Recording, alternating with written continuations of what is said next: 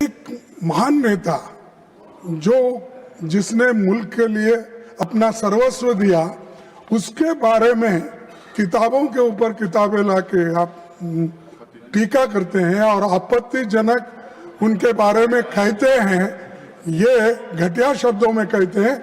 मैं इसका खंडन करता हूं और सर खंडन करता हूं, और ऐसा इसके लिए मोदी जी माफी मांगना चाहिए। धन्यवाद। और जब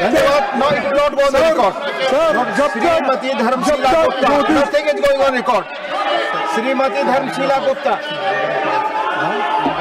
लीडर ऑफ हाउस, रुक जाए, लीडर ऑफ हाउस, सिर्फ लीडर ऑफ हाउस की बात जाएगी, प्लीज। लीडर ऑफ हाउस, जो बात लीडर ऑफ ऑपोजिशन ने की है वह यहाँ के नियमों के विरुद्ध है, इसलिए उसे टोटली एक्सपंज किया जाए। दूसरे हाउस की बात इस हाउस में नहीं की जा सकती है। ये बाहर जाकर के जितना खंडन करना है करें, लेकिन इस तरह की बात will never come on record. ये मेरा रिक्वेस्ट है। Will sit. Thank you. माननीय श्रीमती धर्मशीला गुप्ता, आप बोले, आपकी बात। माननीय उपसभापति महोदय, आपका धन्यवाद। मैं आज इस गरिमामय सदन में महामहिम राष्ट्रपति जी द्वारा दिए गए अभिभाषण पर चर्चा में भाग लेते हुए स्वयं को गौरवान्वित महसूस कर रही हूँ। यह अभिभाषण केवल सरकार की नीतियों का औपचारिक विवरण नहीं है, बल्कि विकसित भारत @ 2047 के संकल्प को साकार करने का स्पष्ट, समावेशी और दूरदर्शी दस्तावेज है, जिसने सपनों को योजनाओं में बदला और योजनाओं को परिणामों में, और इसका नतीजा ये हुआ कि देश के 144 करोड़ देशवासियों ने मोदी सरकार के नेतृत्व पर भरोसा किया। ये मोदी जी का नेतृत्व है। महामहिम राष्ट्रपति जी ने अपने संबोधन में नारी शक्ति, किसान, युवा, गरीब, संघीय सहयोग, सामाजिक न्याय और आर्थिक सशक्तिकरण, इन सभी विषयों को संतुलित रूप से रखा है। माननीय सभापति महोदय, माननीय राष्ट्रपति जी ने नारी शक्ति को भारत के विकास की धुरी बताया, और यह केवल शब्द नहीं बल्कि पिछले वर्ष में लिए गए ठोस निर्णयों का प्रतिबिंब है। महिला आरक्षण कानून, नारी शक्ति बंधन अधिनियम ने देश की करोड़ों बेटियों को यह विश्वास दिया है कि लोकतंत्र में उनकी भागीदारी अब अस्थायी और संरचनात्मक होगी। माननीय सभापति महोदय, मैं बिहार से आती हूँ, मैं कुछ चर्चा करना चाहती हूँ। बिहार जैसे राज्य में जहाँ महिलाएं लंबे समय तक सामाजिक आर्थिक चुनौतियों से जूझती रही, वहाँ स्वयं सहायता समूहों, जीविका दीदी, मुद्रा योजना और डिजिटल भुगतान ने महिलाओं को आत्मनिर्भर बनाया। आज 10 करोड़ बहनें स्वयं सहायता समूह की है और 2 करोड़ बहनें लखपति दीदी हैं।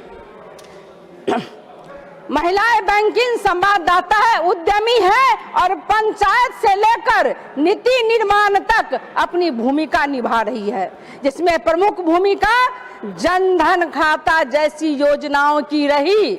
यदि आंकड़ों की बात करूं तो 57.11 करोड़ जनधन खाता खोले जा चुके हैं। लेकिन दुख होता है कि जब विपक्ष की सरकार थी तो भ्रष्टाचार होता था और सीधे डायरेक्ट खाते में पैसे नहीं आते थे, बिचौलिए खा जाते थे। ये आदरणीय मोदी जी का ये दूरदर्शी नीति है, निर्धारण है। प्रधानमंत्री उज्ज्वला योजना के तहत लगभग 11 करोड़ से अधिक LPG कनेक्शन गैस जारी किए जा चुके हैं। 4 करोड़ प्रधानमंत्री आवास योजना दिए हैं।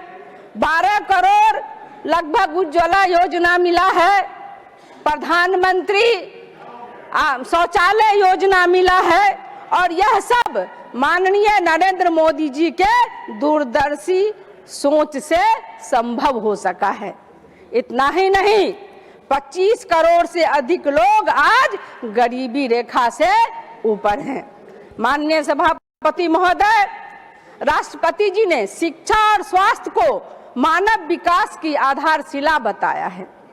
बिहार में बालिका शिक्षा, कस्तूरबा गांधी विद्यालय, छात्रवृत्ति योजनाएं और डिजिटल शिक्षा ने सामाजिक बदलाव की नई कहानी लिखी है। स्वास्थ्य के क्षेत्र में आयुष्मान भारत, मातृ स्वास्थ्य कार्यक्रम और पोषण अभियान ने माताओं और बच्चों को सुरक्षा दी है। लेकिन अफसोस की बात है कि भारत का एक राज्य ऐसा है जहां पर ममता दीदी का तांडव चलता है। आयुष्मान भारत कार्ड बंगाल के पश्चिम बंगाल में नहीं लाता है। यह दुर्भाग्य की बात है। माननीय सभापति महोदय, महामहिम राष्ट्रपति जी ने किसान कल्याण को राष्ट्रीय प्राथमिकता बताया। बिहार की अर्थव्यवस्था का आधार कृषि है। फसल बीमा, कृषि अवसंरचना कोष, ड्रोन तकनीक और किसान उत्पादक संगठन FPO जैसे प्रयासों से किसान को नई दिशा मिली है। आदरणीय प्रधानमंत्री जी को धन्यवाद देना चाहते हैं कि प्रधानमंत्री सम्मान निधि योजना देकर के किसानों को उन्होंने अमृत दिया और किसानी के क्षेत्र में वो निरंतर आगे बढ़ रहे हैं। राष्ट्रपति जी ने युवाओं को भारत की सबसे बड़ी ताकत बताया। बिहार के युवाओं में प्रतिभा और परिश्रम की कोई कमी नहीं है। Startup India, skill India, apprenticeship और डिजिटल अर्थव्यवस्था ने नए अवसर खोले हैं। राष्ट्रपति जी के अभिभाषण की एक बड़ी विशेषता रही है, इसमें समाज के अंतिम व्यक्ति तक विकास पहुंचाने की प्रतिबद्धता स्पष्ट दिखती है। दलित, पिछड़े, आदिवासी और अल्पसंख्यक समुदायों के लिए शिक्षा, कौशल और आर्थिक अवसरों का विस्तार ही सच्चा सामाजिक न्याय है।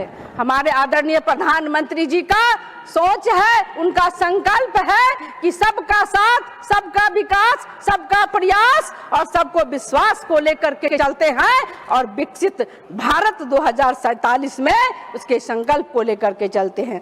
महामहिम राष्ट्रपति जी के अभिभाषण में रेलवे क्षेत्र पर जोर दिया गया, जो बिहार जैसे राज्य के लिए विशेष रूप से महत्वपूर्ण है। प्रधानमंत्री श्री नरेंद्र मोदी जी के नेतृत्व में बिहार का रेलवे नेटवर्क विकास की जीवन रेखा बनकर उभरा है। माननीय सभापति महोदय, महामहिम राष्ट्रपति जी द्वारा मत्स्य पालन पर भी जोर दिया गया, जो बिहार की भौगोलिक और प्राकृतिक क्षमता को पहचानने का संकेत है। मछुआरों के कल्याण, आधुनिक मत्स्य अवसंरचना, प्रशिक्षण और बाजार तक पहुंचने ने इस क्षेत्र को संगठित स्वरूप दिया है। आज मछली पालन बिहार के नदी किनारे बसे समुदायों के लिए केवल जीविका नहीं बल्कि सम्मानजनक और अस्थायी आय का स्रोत बनता जा रहा है। ये डबल इंजन की सरकार है तो बिहार में भी विकसित बिहार बनने की ओर अग्रसर है। माननीय सभापति महोदय, प्रधानमंत्री श्री नरेंद्र मोदी जी के नेतृत्व में सरकार ने यह सिद्ध किया है कि सुशासन केवल वादा नहीं, ये विकास बोलता है।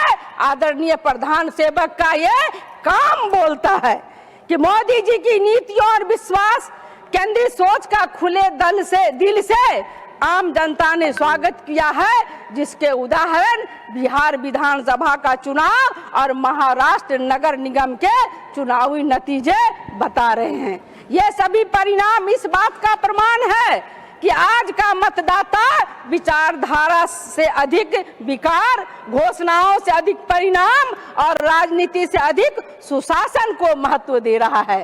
कुछ हमारे विपक्ष के साथी SIR पर चिंता जता रहे थे बिहार में अभी SR पर चुनाव हुआ, हमने प्रचंड बहुमत से बिहार में सरकार बनाई है, हमने बिहार को जीता है। अब बंगाल की बारी है, बिहार के लोग हताश और निराश हो रहे हैं।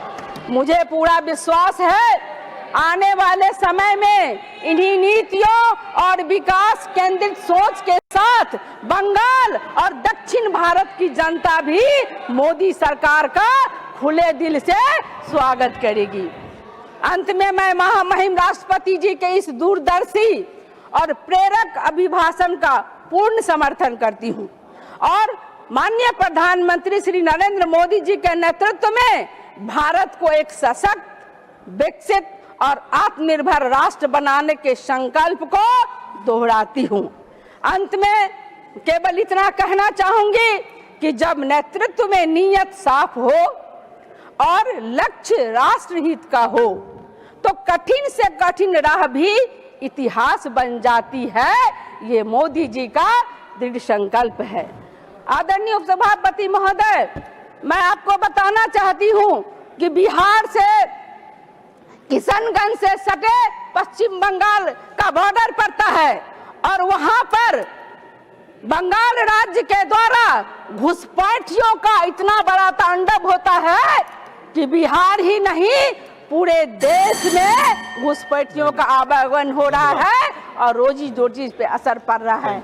अंत में मैं महामहिम राष्ट्रपति जी के अभिभाषण का पूर्ण समर्थन करती हूँ और विकसित भारत हमारा भारत बने, मैं इसकी समर्थन करती हूँ। धन्यवाद। डॉक्टर भीम सिंह जी